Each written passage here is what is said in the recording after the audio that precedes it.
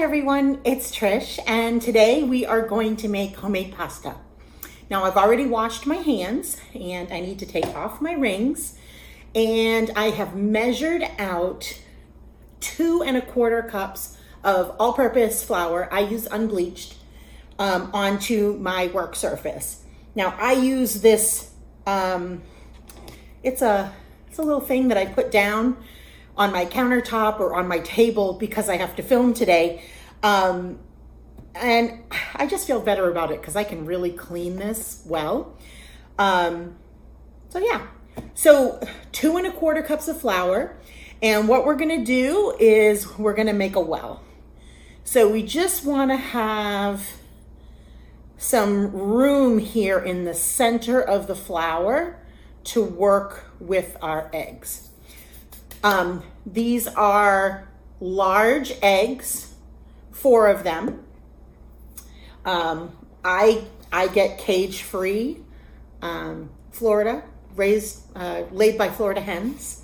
So there's that. So we're gonna just crack the 4 eggs here into the well. I always have a bowl to put garbage in so that it stays out of my way. Careful not to get any shells in there because that would make for crunchy pasta. We don't want crunchy pasta. All right, and last one. There we go. All right, so now I'm gonna take my fork and I am just going to kind of scramble up the eggs here in the well, get them mixed up. And I'm gonna start just taking and putting a little bit of flour in at a time. Okay. And we are gonna go in with our hands here in a few. So just giving it a good, and it looks lumpy, and that's okay. There's nothing wrong with that because once we get our hands in there and we really start working it, and we're gonna knead it for, at least 5 minutes. Now you can do this in a KitchenAid mixer. I have done this in my KitchenAid, but I wanted to make this as easy as possible for you all that are taking this class in case you don't have a KitchenAid. I don't want you to think you have to go out and buy a $400 machine. Mine was handed down to me from my grandmother's sister, my Auntie Vicky. All right, now we've got some good consistency going. So what I'm gonna do is I'm gonna kind of cave the walls in and just start working it, okay? And it's wet. I have extra flour here on my right in case we need some more. Probably should have taken my watch off, but that's all right. We'll get there. Okay, so we're just gonna mix it, and it doesn't look like it's gonna come together, and then all of a sudden it will, and you'll be like, wow, that was so easy. So here we go. It's starting to come together. Yeah. So just eggs and flour, that's all there is to this. This is a basic egg dough.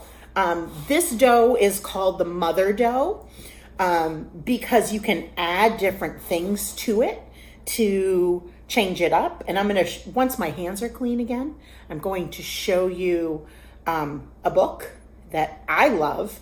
It's called Pasta Pretty Please, and it's by Linda Miller Nicholson. And she loved making pasta and was having a hard time getting her son to eat vegetables. So she started figuring out how to put the vegetables into the pasta. And what happened was she made really pretty colored dough. And then she's very creative. So she started making really gorgeous pasta. So when your hands get all glumped up, that is a word, glump, with dough, you can just rub them together since they're clean, to get all that dough off. And just keep working with it. You see how it's coming together? So just lots of kneading. Kind of put that hand on top. And look at that. From what looked like it would never come together into a dough, we have a dough. So now the basic technique to knead the dough, let me get some more of this off my hands. The basic technique that you see the old Italian nonnas use, and I'm gonna pull my watch off. Let's get that off. I don't want to get it in the dough. Okay, so what you'll see them do, and I'm gonna grab all the pieces here. There we go.